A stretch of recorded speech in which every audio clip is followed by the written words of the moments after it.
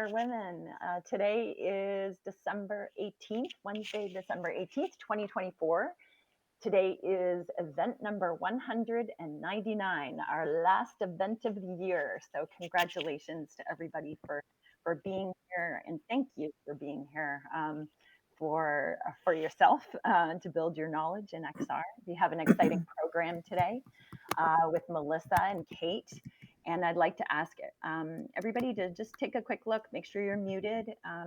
Just right now while I'm doing announcements, make sure we've got everybody muted, just to make sure I don't have any feedback. Sorry, I'm just going to mute. Excuse me, Julie.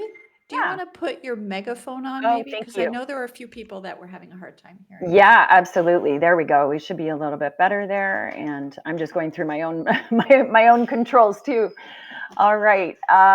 So today we're going to have Melissa Stiers and Kate Marie Carter to speak with us about empowerment through education, upskilling women in the age of AI. So super excited to have them here and to close off this year with this really important conversation that I think we're all wondering a little bit more about. So we'll get into that in a couple minutes. So let's get started with our program. First of all, I'd like to thank our sponsors and partners, especially the ones that came on board this year to support our community. We couldn't be here without these people and these companies and all the work that you do. We certainly have grown, and we're excited to be able to hit this milestone of 199 events. 2025 is going to be an amazing year, and we're already building out an incredible program for our community to keep the lessons and the journey of learning going, and so much to learn and understand. But let me just review a few things for today. Before we begin, we are recording, so your avatar voice and text messages may be shared publicly. Just a reminder on your avatar etiquette. Respect the presenters and our audience by trying to control your avatar presence, please. We understand if a few glitches here and there, but just to try and keep that under wraps. Please mute if you're not speaking. And we do have controls of if you do want to speak, you can put up your hand, or please feel free to drop, keep the chat active, and Paige is going to kind of help me monitor that today. Please respect our speakers' opinions, which don't necessarily reflect those of XR Women or our leadership. And make sure that you connect with others. That's one of the big pieces, and the mission of XR Women is to make sure that you leave not only educated, but connected as well. So the reason why we're here is to make a better future for all of us using this technology, and we're super proud to have you with us. So this was really incredible. Over the last week, we've received a huge number of people, majority in the US, but we do have some people from Brazil and Germany, Braz, Nigeria, Peru, and of course Canada, who have registered as members, and our community just keeps growing. And we're going to have some amazing statistics for you when we come back in January. January 8th is our next event. After today, after the new year, and we're going to review some of the programming that we had in 2024. But one of the big pieces is about how big our community has grown, and we're well above. We must be close to almost 1,200 women globally, and again, we cover over 60 plus countries in our community. So we are truly, truly global. A few housekeeping items and some programming items. We've got our symposium that we've actually extended the early bird price for until the end of the year. It's going to be an incredible event. It's really shaping up nicely, and we're going to be in Sarasota, Florida, at the Ringling College of Art and Design, and our symposium will be co-located with the International Virtual Reality Healthcare Association. And the link here, we'll drop it in the chat, and if one of my team members can help me out with that, dropping it now. But we will have some amazing workshops and a wellness lounge, mentorship, networking. We have an incredible panel that we're lining up, and we'll be able to announce that shortly. Oh, here it is too. So there's your early bird rate tickets. And I forgot to scratch out the December 15th, sorry. But we're extending this price until the end of the year. So if anybody wants to join us, we'd love to see you in person. We will have one component that will be connected into the virtual worlds, but we'll release that in our new programming. And of course, sponsorships are available. So if you know anybody, any company, anyone who wishes to sponsor, there is definitely that opportunity. Please reach out to myself or anybody on the team. We also had an incredible sponsorship from Awesome Future, and they sponsored some scholarships for some women to attend. And we were happy to receive some of those applications over the last week, which was really great for us. I'm just getting some feedback. Just give me a second so I can just control. My team can support me on that. Thank you. Okay, great. And so yeah, the scholarships. If you are even interested in supporting another woman to come, it doesn't have to be a big amount to sponsor our event. Although we do have bigger packages, but sponsoring another woman to attend and support their education is also a great way to contribute towards the community. So, okay, moving on. We've got our YouTube channel. If you haven't been there, you're not subscribing, please subscribe. We're trying to put all of our events, including this one today, will be put up onto our channel so the learning can continue. And if you ever missed any of our events, especially over the last year, we've got quite a library, and this information is still relevant today. I know things are changing, but you can continue to educate yourself through all of the content that we've incredibly by our team have been able to capture and put into this accessible library for you. We also have our museum and gallery in the space that you're in here today in the museum, and we've got Kay Guillory's exhibition here on the room to my right. And if you have time today to pop in there. And then beyond that is our XR Women Museum and Gallery with the feature of all the incredible events we've had. In the 200 events we've had, we tried to put up as many as we can. We're trying to figure out how to expand because we've almost run out of wall space, which is not a bad thing at all. It means that our community and our programming is growing so amazingly. So stay tuned for that. We also have, and I think Sarah Barker is here. Sarah, are you here? I think you are. If you are, do you want to unmute? Usually you are. Yes, you are here. I know you are. Do you want to unmute? Sarah is actually our curator of the research library. And if you have a minute or you want to open up, would you like to say a few words? Maybe not. That's okay. If you don't have access to your mic this morning, that's okay. If anybody is interested, Sarah is doing an amazing job of curating peer-reviewed research about immersive technology and helping people tie it to research and their projects and things like that. So the link is there. It's also accessible at the front door of this space. And usually Sarah has consulting every Thursday at 12 o'clock Pacific time, 3 p.m. Eastern. And it's a great way to obviously work with your own research, but also explore what other people are doing. So thank you for all your work, Sarah. So I'm going to talk about my word today. For the past events in XR Women, I've brought up a couple of inspirational words, motivational words, and today's word is actually boundaries.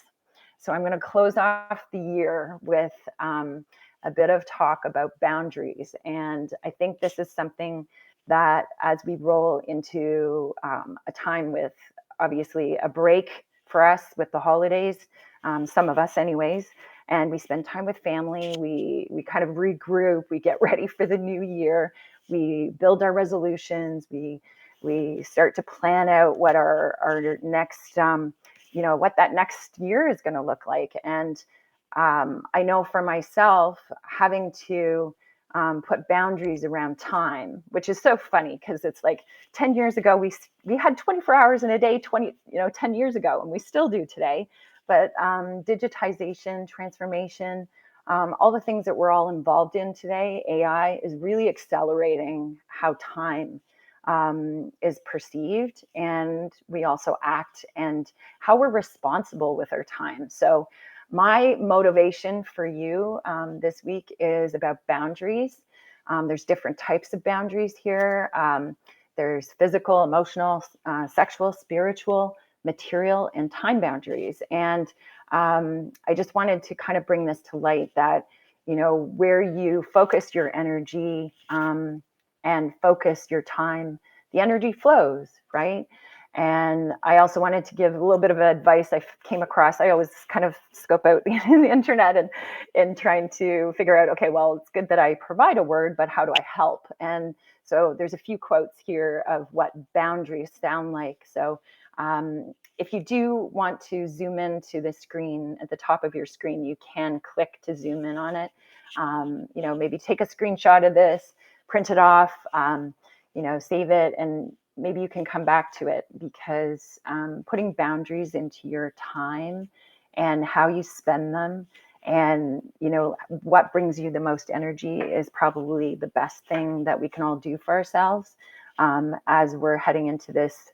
We're already into this phase of exponential growth where things are being asked of us, especially as women, as females. We're not only asked about what we're doing that applies to work, but family, and many of us are mothers and sisters and aunts and grandmas and everything. So really trying to wrap yourself around how you spend your time. What are your own boundaries? What are your personal boundaries? And I think that can go into obviously a lot of deeper questions and kind of validations about yourself, but maybe take these thoughts with you and try and reflect on them over the next couple of weeks. And, with that, on behalf of myself and my team, we wish you a very happy holidays and new year. I'm going to finish off with these last couple of slides. And if you don't have a pin, an XR Women pin, you can get a limited edition pin. We always say knowledge is power, and we were pinning our power, and we've been pinning our power at events and sharing, the incredible community and knowledge that you all have as XR Women, because as soon as you walked in the door today, and every week that you do come, you are XR Women. So next, I would like to invite Melissa and Kate here up to the stage with me, and we are going to have our event today. So just bear with me while I stop sharing my screen and pull up my documents here. Kate and Melissa, welcome. Welcome. All right. Thank you. Yeah, I'm going to do a bit of a bio. If you want to get yourself set up with the share screen while I introduce the both of you, and we'll make sure you both have your mics on. We have it as well. So first, I'd like to introduce Melissa Stiers. Melissa is an AI champion for non-technical talent, widely recognized as an Amazon best-selling author, a preeminent voice in public speaking and relationship building, a certified advanced international protocol officer, and a leader and a success coach, and an esteemed speaker at Davos and Cannes Lions. Her strategic approach encompasses business development, orchestrating billion-dollar fundraising campaigns, marketing, and executive leadership with corporate, technological, and governmental arenas. Her proficiency in cross-cultural communication and cultural sensitivity has facilitated her collaboration with, counsel to, and training of a diverse array of individuals, including members of royal families, politicians, nonprofits, and business influencers across more than 35 countries. Melissa's illustrious career is highlighted by her role in significant initiatives such as pioneering the first ever educational partnership with Fortune magazine's Global Forum and the landmark 40th anniversary celebration for His Royal Highness Qaboos bin Said Al Said, Sultan of Oman, demonstrating her exceptional capability to navigate high-profile, high-stakes environments. As head of global growth and expansion for MIA AI, known as MIA, Melissa continues to pioneer new frontiers. Her dedication to empowering women in AI and technology positions her as a trailblazer, seamlessly integrating traditional protocols with contemporary technological innovations to spearhead global strategies and expansion efforts. And Melissa's professional journey is further distinguished by her recent recognition as the College of Central Florida's Distinguished Alumnus of 2023, adding to her impressive array of accolades. Although she considers herself a citizen of the world, she calls Central Florida her home. Welcome, Melissa. And I would like to introduce Kate Carter, a head of programming at MIA AI, where she leads initiatives to empower non-technical women in AI on a mission to inspire and equip 1 million women worldwide with AI skills by 2030. She specializes in the use of artificial intelligence to drive healthcare innovation and improve financial stability. With over 6 years of experience in the healthcare sector, Kate has been a key advocate for integrating AI to create more accessible and equitable healthcare systems. Currently, Kate is a first-year Ph.D. student in artificial intelligence at Capital Technology University, focusing on ethical AI development and its application in chronic pain management and healthcare equity. As an AI 2030 Global Fellow, she collaborates with a network of global leaders to promote responsible AI practices. Kate is also on the leadership team for National Black AI Literacy Week, working to increase AI literacy and access within the Black community. Kate is passionate about advocating for marginalized groups in tech and healthcare, striving to bridge the gap between technology and underserved populations through AI-driven solutions. Kate, welcome to XR Women. Welcome, Melissa. I am going to pass that's amazing. Thank you so much for sharing your time with us all today. I'm going to leave the stage here and let you speak, just so everybody knows the format. Today we'll do a bit of presentation, and then there'll be some Q&A, and we can have some open discussion. But why don't you both take it away? And thank you so much for being here. Thank you so much. Oh my gosh, I love being on stage with Kate the Great. I love what you shared just a moment ago. I cannot believe the growth that you all have had. And we are thrilled to be here today. Thrilled about your international presence, and thrilled to be the last speakers of 2024. So thank you so much. Amazing. Sorry, can I just ask excited. both of you just to make sure that you have your loudspeaker on? Sorry, your megaphone. Just make sure both of you have your megaphone on when you start speaking, and then leave it on for your program. Is mine Thank you. on now? Or is this megaphone? That's megaphone. Okay. Can you hear okay? Good. Yep, I think we're all Awesome. good. Yep, thank you. Great. Well, we are just absolutely thrilled. Kate, do you want to give a shout out before we go into some of these slides?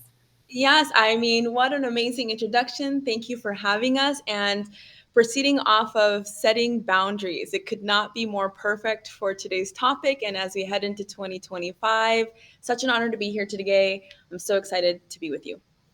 Yes. And we believe in MIA, we believe in interaction, we believe in community. So we're going to do a few slides, and then I'm really excited. We're more excited to get into the panel portion and the Q&A part of this presentation. So we are going to just bump into these slides and shout out if you can't see anything, okay? But we are MIA AI, which stands for Mission Impact Academy, and we are so excited to help men, but especially women, build the skills of the future. So we're a global AI academy. We are empowering forward-thinking companies and non-technical talent through education in AI. And we have a dynamic mission that we are pumped about, and we cannot do it alone. Our mission is to empower 1 million women with AI skills by 2030. And folks, that is 5 years. We got 5 years to do that.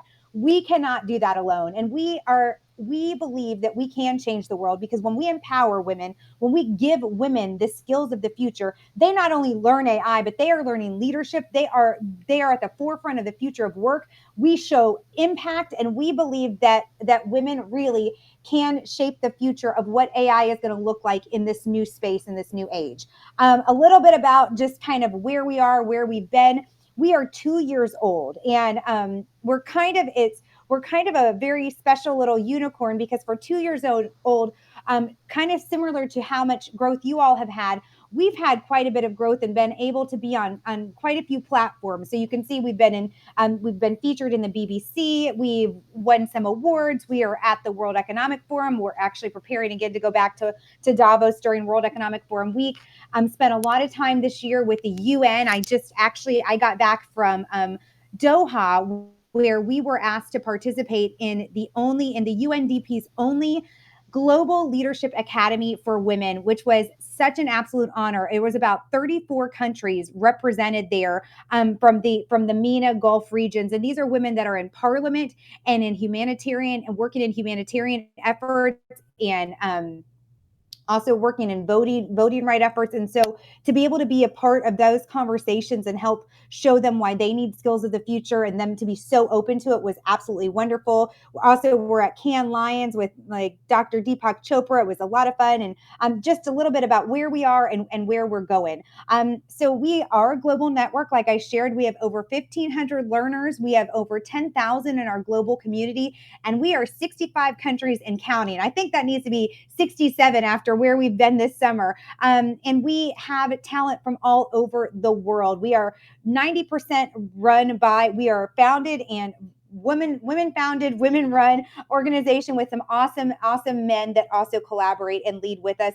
And we've had a wonderful time these past 2 years, but we believe 2025 is going to be dynamic. And so I know you all are technical, you all are engaged, you're involved, you are ready for the future. The future is here, and AI is the future. And we've seen this, you've probably seen this quote, you've heard this, but just like electricity changed and transformed everything, AI is going to do the same. And so what we tell people is the AI train has left the building and it is not coming back. So now is the time to jump on it.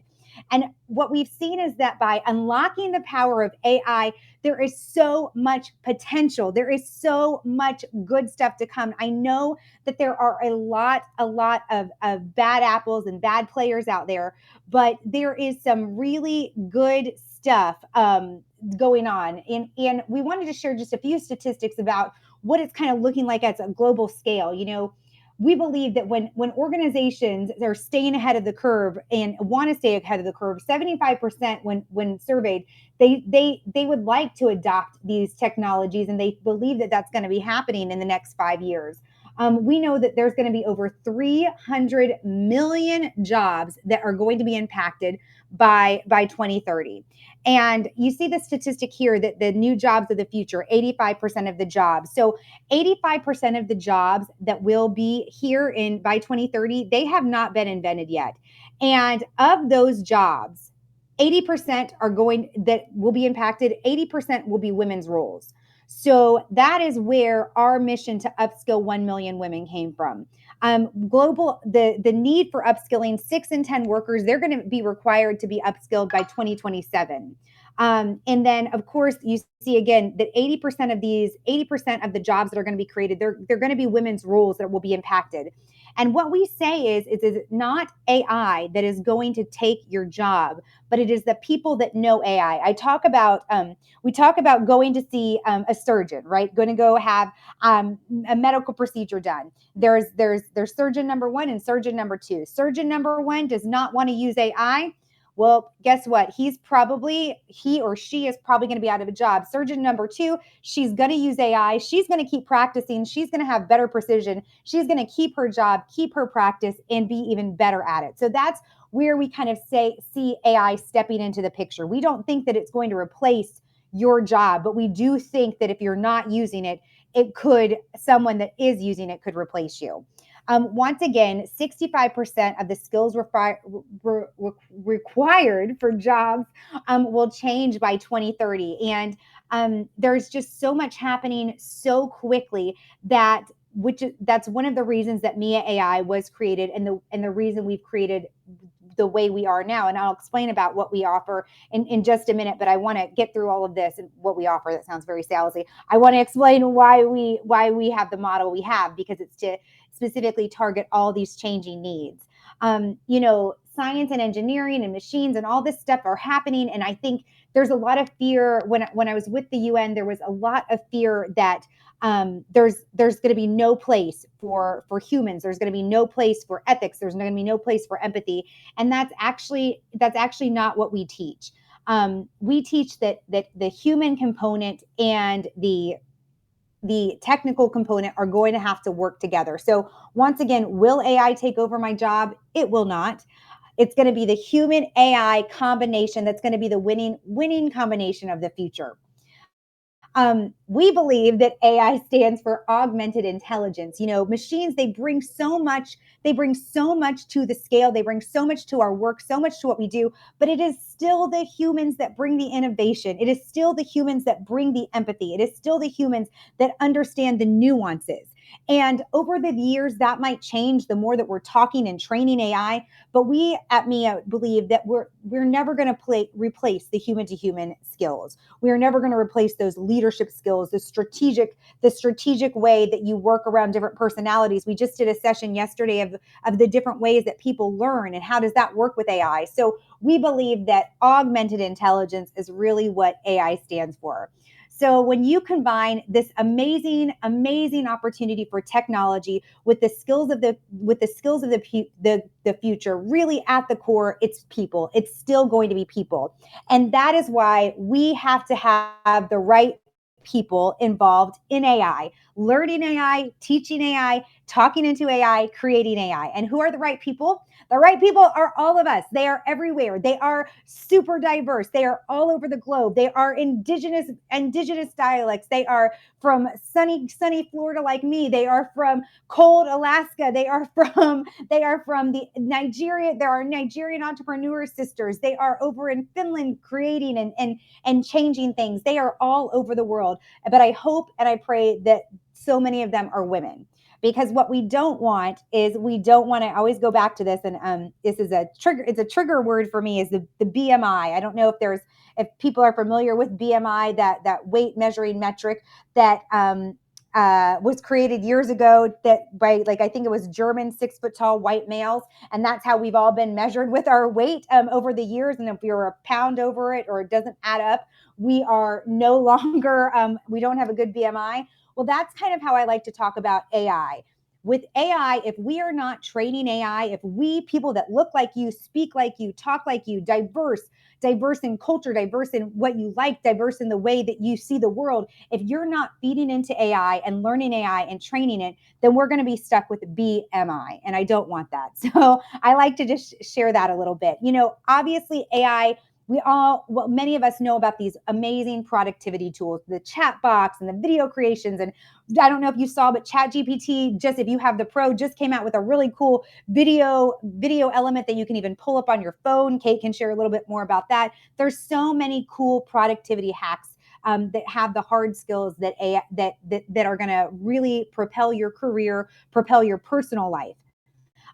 This is just a daunting, horrifying snapshot of I think Kate, maybe an eighth of a 12th of all the tools that are out there. The landscape you can't even keep up.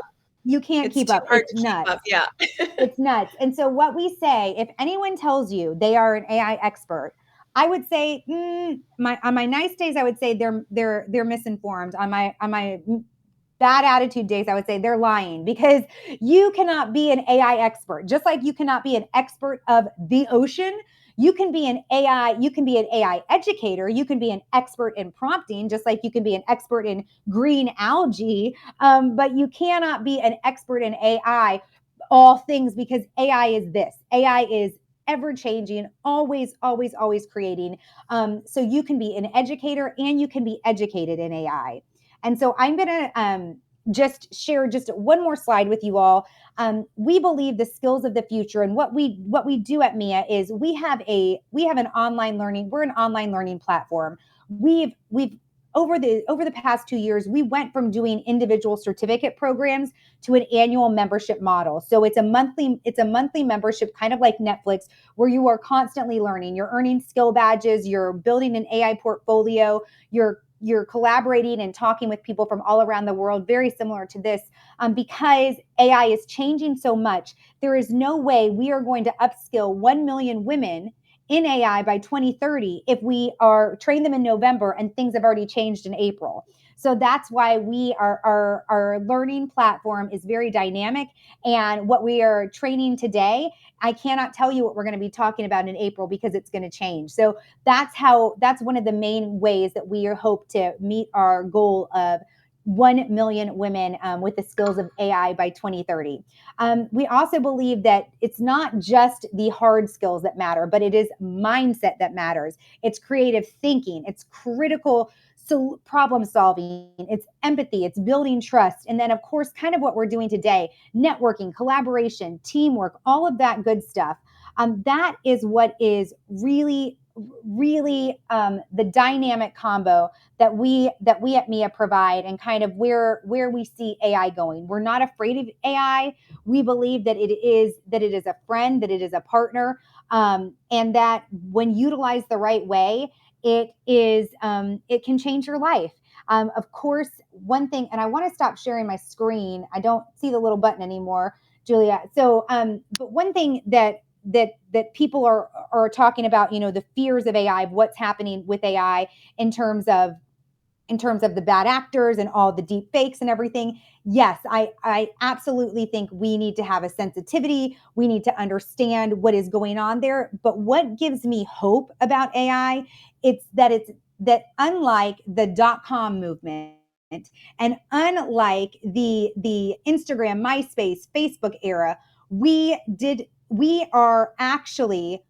are moving and shaking with laws as the AI is coming out. We are talking about, we're at the highest levels of government. We are at county and state levels of government where we're talking about AI, putting in parameters, putting in controls now, not having to go backwards, kind of like what we saw Facebook and Instagram do. Especially we saw that in the United States, all the founders go up before our Congress and congressional stuff. So what gives me hope is that as AI, it's moving fast, yes, but we're moving along with it to help keep the parameters in. So that is just a little snippet of where we are at, what we believe in, and how you could come along with us. But that's really the starting place. That's not the finish point. Kate, do you have anything to add to that piece? I would just like to say that time and time again, research has shown that when you invest in women, whether that's with their businesses or education, women tend to reinvest in their families, in their communities at a 90% rate compared to men that invest 30 to 40%. And so this is why we are targeting women, one, because their jobs are more likely to be impacted. But two, we know that when we are invested in, we are going to invest in our communities to keep us safe, to do no harm, to keep AI transparent and accountable. And these systems need to be all of those things in every different industry. And so we just hope that as you venture out into this world and you're interacting with these tools and these solutions, that you can advocate for yourself if you feel that it is unsafe, that you can rally your community, your state, your province, wherever you're located in this world, to champion safe, equitable, transparent AI solutions. And so we're so excited to be here today, and we welcome any questions. Melissa, you did a fabulous job. Your little avatar disappeared, and I'm sad I can't see it anymore. I'm standing right next to you. I hope everybody else can see. I would also say advocate and create and speak up, because things are moving so quickly, but there is still so much. If you are at all learning about AI, talking about AI, listening to this today, you are ahead of the majority of people. You are absolutely ahead. AI is still so new. So the more that you can become involved now, the better it is. I read a statistic a couple weeks ago in the New York Times, and it really bummed me out. It said women in the workforce are 27% less likely to be using AI than men. And the problem with that, to me is that women's jobs benefit from AI more. So once again, get involved, utilize these tools, and don't be afraid to ask questions. Don't be afraid to make mistakes. Don't be afraid to put your foot in this water, because like I said earlier, the train has left. AI is here to stay. I've got the light bulb on in this office space. I could turn it off and use a candle if I wanted, but everybody else in this building is using a light bulb. So eventually AI will be here for everyone. So now is the time. We believe right now is the time for you to be involved in AI. And I have a personal goal. Mia AI has a goal of upskilling 1 million women by 2030, but I would love to see 80% of all chief AI officers as women in the coming years. Like, wouldn't that be so great? Wouldn't it be fantastic to have 80% of all chief AI officers women? Why not? Absolutely. I think it's a goal we could hit. But I think we're going to move over to the panel portion and then Q&A, and we can keep it as fluid and loose and however you all want to tackle this. That sounds great. Thank you. Thank you so much. I love this energy. I'm sure I think everybody else does. I just want to make sure neither of you are sharing your screen anymore. Is that right? Like Correct. You don't. Okay. I sorry. hope not. No, I turned it off for you. So, Thank you. but thank you so much. The energy that you both have, I think, is just exactly what we needed today. And yes, I think we all feel the same way. And what a great goal to have. I think it's amazing because I've had a lot of conversations about, how women and this being in this space, we are very spatial thinkers already, right? Mm-hmm. And I think when it comes to building the logistics around an immersive experience, or comes natural to us. So Yes. I do think your goal is worthy, and I think that it is definitely possible because being in this space for over 14 years now, the difference between males and females and their thought processes are very different. And there's nothing wrong with that. It's just the way that we're all built. But I do think that women do have the capacity of being able to think with so many details and logistics and perspectives. So my question back to you. So first of all, thank you on behalf of all of us for bringing this energy and this mission to our to our community. I think we would all agree that we'd love to be a part of it. But I'd love to know from both of you what your daily AI experience is like, and whether it's ChatGPT. I have a personal example from today, but I'd love to hear hear from both of you. I'm going to Sure, go Melissa, first. can I? Oh, You want I to? just figured you have, because I feel like Kate's going to have so many more examples. So I want to just go first and get my little ones out of Go the way. ahead. I mean, Kate is our AI strategist, so she's going to have a lot more. I use AI. Obviously, I'm married to ChatGPT. It is my first love now, for so many different areas. But I am a language person at my heart. I do a lot of speaking. I do a lot of talking points. I'm writing briefings. And so being able to but I wasn't taught phonics correctly when I was young, so I can't spell. So it's been really, really helpful for me with all of that. So I love ChatGPT, but I also use a lot of the scheduling tools because I'm working in different time zones. Yesterday I had a 4 a.m. meeting and I was working till 11 p.m. That's why I'm so loopy. No, just kidding. I'm like this every day. So I use it for a lot of scheduling, and then also with my emails as well. But something that it helped me do last night that I just wanted to share is my love languages are gifts and words of affirmation. If anyone is writing this down, and so I had a small, very belated birthday celebration for myself that friends threw for me last night, and I wanted to do something for them. So I actually had I took all of their attributes, each and every one, and I kind of wrote what they were to me, and I put it in ChatGPT, and I said, could you just make this a little bit nicer for me?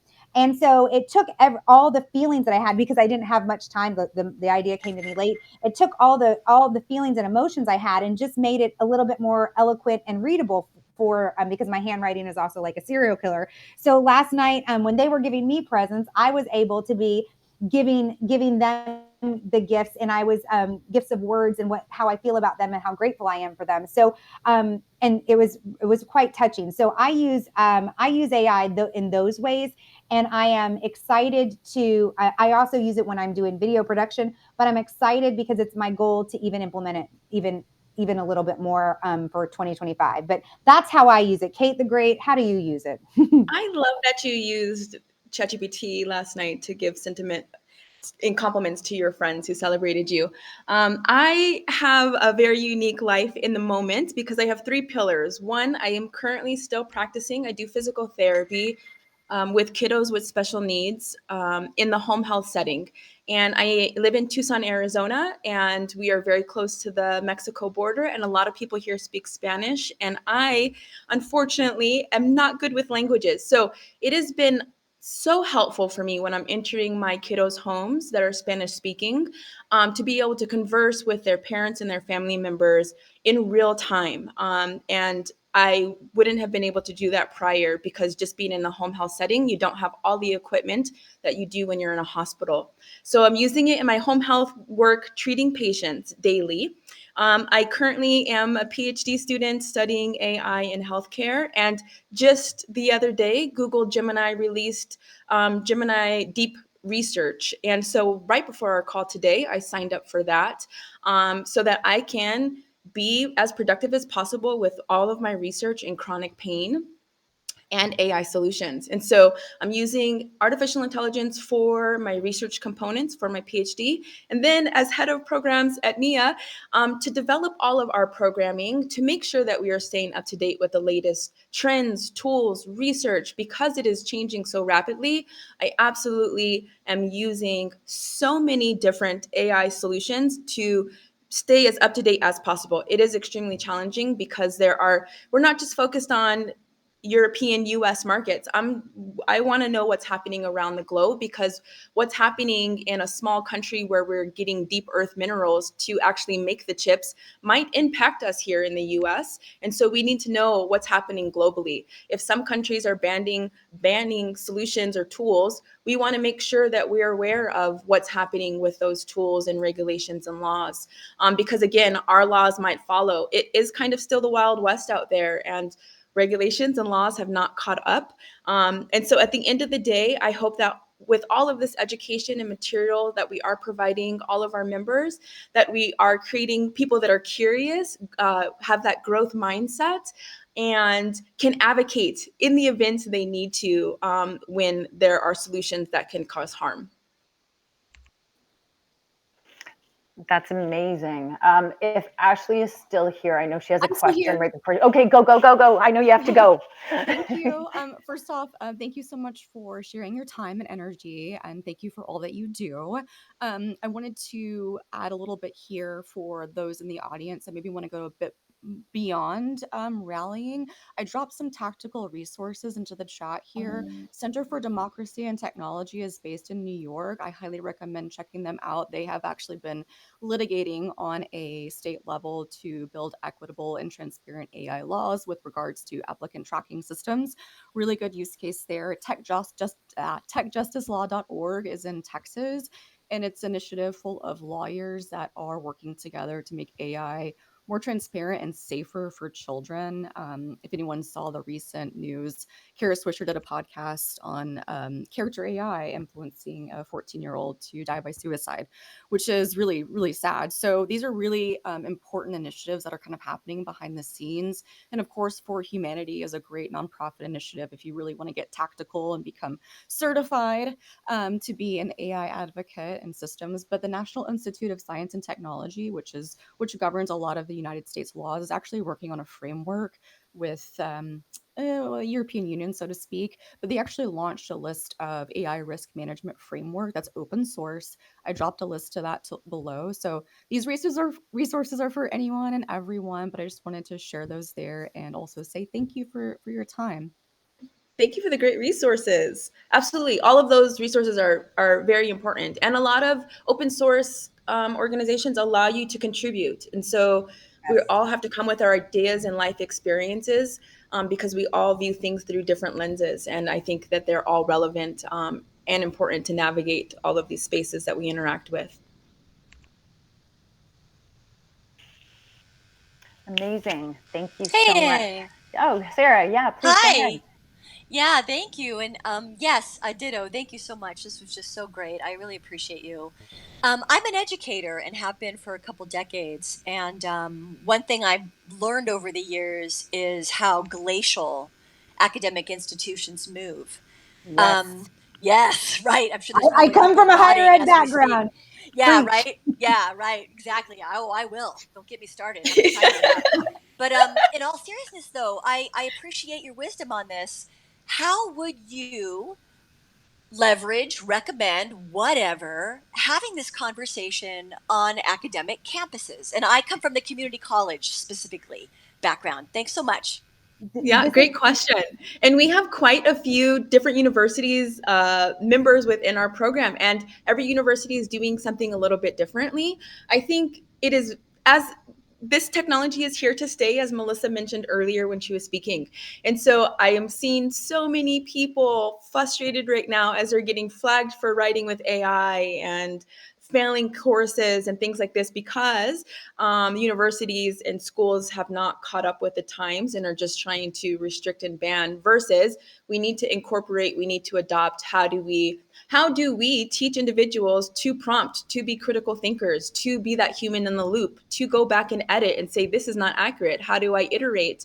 How do I acknowledge that there are hallucinations? But we all have problems like when we're out and doing our own work just like humans do. And so I think it's vital that organizations, educational organizations, are adopting this technology with a way that they can teach their students to use it yes. appropriately, effectively, and enhance their work, not to just Yes. replace it, because it is going to hallucinate. And students, yes, they're going to take the easy way out. But if you're not telling them, hey, do you know what a hallucination is? Have you used your token allocations? Do you know what the computational power is of this model? Or there's so many things and elements that you can go and enhance a student's ability to produce even better work because they will be using these skills within their workforce. And so I think it's vital that we are incorporating it versus just banning. There is a school in the UK, I believe, starting 2025, 100% AI teachers, and it's a private school. And so there are institutions already moving in that direction where your entire curriculum and education will be controlled and monitored and created by artificial intelligence. And hopefully there's a human in the back end making sure that the education is appropriate and on par. So yeah, I I, think that it needs to be Thank you. incorporated. and I want to add to that, Sarah. I want to go more to the macro level. One thing is that some of our largest clients are universities, and I thought that they would be competition, and to get them onboarded obviously is a nightmare, as you know, you very well know.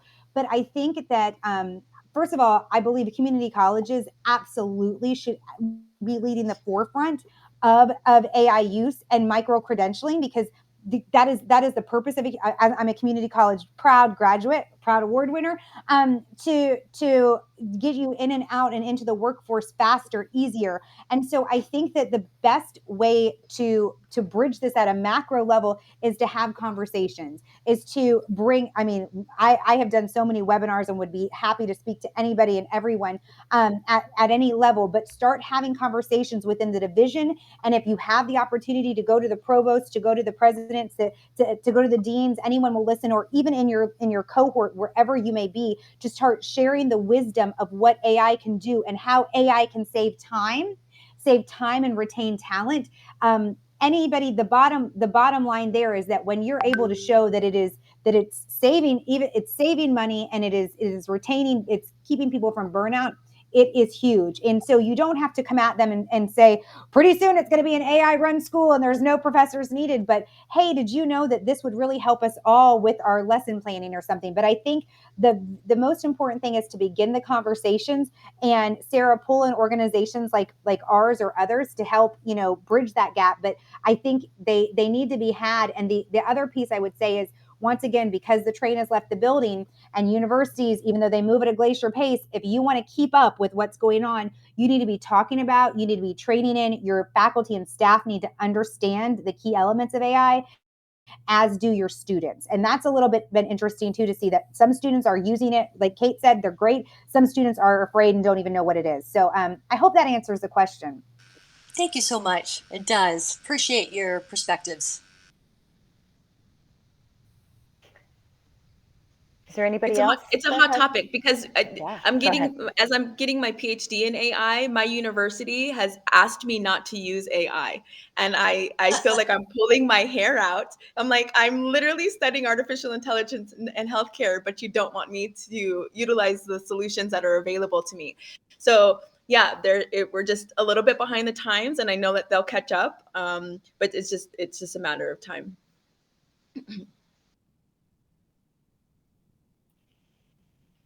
Do we have any other questions out there? I do have some, but if there's anybody else from the audience, I'd like to offer first. I have a question, Julie. It's Caroline. Really appreciate the perspectives here. My question is around whether or not does your practice encompass climate and other implications of large language models and the usage of those and decision making around those? I would love to show off right now. We won an amazing award from sustainablet.org for social impact. So we are very aware of what's going on with climate change, and how, yes, AI can be a blessing, but also a burden. And so we are working on. I don't think we have a social responsibility skill badge yet, Kate, but we are. But I believe one will be in the process. We absolutely do talk about this, and when needed, we train on this. And Sustainable IT is one of our clients and partners, because to your point, this is really a big deal. It's not just turning, like, it's more than what it appears to be. So that's a great question, Kate. You're welcome to elaborate on it. Yeah, Caroline, it is a great question. And because I want to change the world kind of girl, in our Prompting 101 online training, like, let's do the whole framework. Let's learn the best way to prompt. But really, let's learn how much energy consumption each prompt takes, because I feel like that part is often missing in a lot of online courses. And when you learn, hey, I want to incorporate AI. Obviously, it's making my life better, but can I also do it and be responsible to the planet? Yes, you can. But it takes that extra step of knowing how much energy is actually being consumed by these large language models and these data centers. And so if this whole world is saying, let's shift to AI, we're shifting to AI, we also, obviously, we're seeing the weather patterns change around the planet. And it would be naive of us not to do our part as we're educating women to also include that element. We also have to be respectful and responsible to this planet. And so, yes, I want you to learn to prompt, but let's prompt efficiently. Let's save token allocation. And what that really means is we're also saving energy. And, let's look at this in terms of households and light bulbs and how much it actually takes, because it's a massive amount of energy that we are demanding now, and that is going to continue to grow even as the technology is getting better.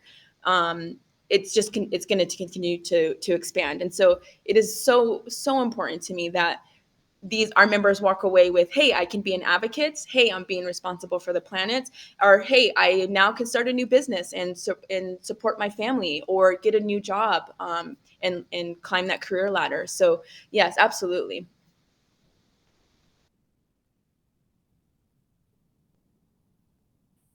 Awesome. Thank you. Amazing. You actually addressed the prompting in your last part, Kate, but I think that's also, well, first of all, I think that's going to be the struggle of some of the younger generations because of the lack of creativity and that sort of thing just right now, and imagination, and part of critical thinking as well. But do you have any tools? And I saw the chat, like maybe another session about prompting itself, because I just think that's the core of how we're going to engage with AI, right? And like what kind of simplified steps or ways to ask, and maybe those tools would come out in some of your resources. Yeah. Well, one I just dropped because I saw people asking. So I dropped into the chat. We are actually having a holiday special. So it's a buy one, give one extra month. So that is a link if you want to use it, save it. It goes through January 7th. So if anybody's interested in joining, awesome. But I did want to say, Julie, that's such a great point. I wanted to share what one of our educators does with his 5-year-old son. He and his 5-year-old son every night, they are writing their own children's story book for the evening. You know how you read to your child, you read to your child at night before bedtime? They create their own stories. So he'll say, it's about a dragon, and the dragon and the daddy are going to battle. And so they'll put that in. And so Chat GPT is actually helping them come up with this really cool storyline. And so, yes, it's a little bit different than the 5-year-old writing out an entire story. But I don't know at 5 years old if you would be writing a full story, right? So I'm curious how this really cool, it's a cool bonding activity. It still does tap into those creative juices. And I think it's just I think it's a really neat way for a parent and a child to kind of end their evening together, especially at such a young age, still building things. I just wanted to, I thought that was a really neat, he talks about that in some of his trainings. And I thought that was so cool. So I understand as a creative person, we don't ever want to lose that side of things. But I think that's just one neat way that you can actually utilize it with creativity. Yeah, no, that's a really neat way, and I think because I've been thinking a lot about how how are we going to teach the younger generations to be able to prompt, but also not to lack in that creativity. But in my experience, I'm experiencing that the original prompt can prompt more creativity, right? Yes. And I think Yes. that's why women are so good at it. Yes. Yeah. That's why women are better. We are sorry, but AI is made for us. Better. We're better. It's not the coding brain. It's the communicative brain. So once again, don't be afraid of AI. Yeah, exactly. And I want to share an experience just with the group quickly, because this happened to me this morning.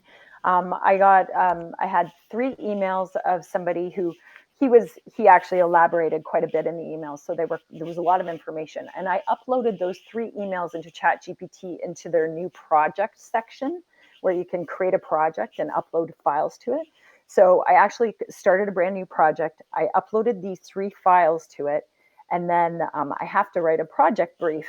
And the way that the new project section in ChatGPT works is that all of a sudden ChatGPT will comment in the sections.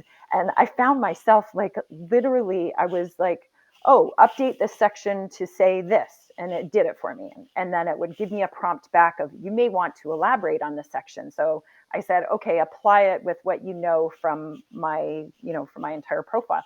And like within half an hour, I had a very, very complicated project brief all ready to send to this client. So there's a perfect example of efficiency in my life that once Yes. upon a time ago, that would have taken me, I would have said, okay, I'll get back to you next week. And I'm going to be able to send this to by end of day today. That was my question to you, is how much time did that save you? Because that Huge. I've heard that story before. A SWOT analysis was due and it saved about a week's worth of time. I love that. That gets me so pumped. I'm like, how much time did it save you? Heck yeah. Yeah, you have to try that. So if you take a couple of pieces of communication and then apply it and say, I need to write a project brief for it and a follow-up for my team. And it gave me 2 documents that I'm still, my head's still spinning from that this morning, but it applies so much to what you've been talking about and the efficiencies of what we're going to be able to do. Yeah, I'm absolutely. so proud of And you. as we move into 2025, we're shifting towards agents. So I'm sure, Julie, soon you will have a few agents running on your laptop that is handling all of that for you. Right. Yeah. It's kind of mind blowing, and I think that the sooner you can wrap your head around the whole capacity around it and what you're able to do with it, you're just on this highway of information that's feeding you, and as long as you know how to manage it, right, and put the guardrails and stuff like that. But yeah, it's pretty wild. That's all I have to say. Wow. Do we have any other questions or comments from the group? Still got a few people here, but mindful of everybody's time. It is 1 p.m. Eastern, just in case anybody has another meeting to jump to before we close off. Okay, so Melissa and Kate, thank you so much. If you're able to stick around, if anybody else has any other questions, but we'll formally end this this event so we can tie everything off. And thank you so much for sharing your knowledge. And I guess maybe just passing it back to you to do a closing statement. I think we're with you. XR Women's with you. Let's be part of this. This huge mission that you have, we all have ahead of us, and would love to explore more collaborations in 2025 on how we can support each other and move towards filling that 80% of women holding chief innovation positions moving forward. So I'll pass it off to both of you for final words, and thank you everybody for joining us. Thank you so much. Sorry, Kate, go ahead. Yeah, I was just going to say thank you so much for having us and allowing us to share the stage. And we loved the questions, and just stay curious, have that growth mindset. I will say that working in physical therapy, humans often don't like change. We are very resistant to change, but this change is coming, and it is happening all around you. And so the more that you open your heart and embrace it and have a curiosity mindset, the better we will all be. I love that. And I'm so thankful that for you guys opening your platform and letting us end the year with you, the holiday season opening up. I would also, so stay curious, yes, but collaboration is the key, Julia. You nailed it. We are not going to get anywhere in silos. We are not going to get there, everybody just doing their own thing. Let's come together and collaborate. It's really, really powerful when women have each other's back, when women are talking about each other when they're not in the room and saying, put them here, have them speak there, put them in that chief AI officer position. So stay curious and stay collaborative. And thank you so much. We were so honored to be here. Thank you. Amazing. Thank you, everybody, for joining. Thanks, today. everybody. Thank you. Great afternoon. Thank you Great so job. much. Appreciate it.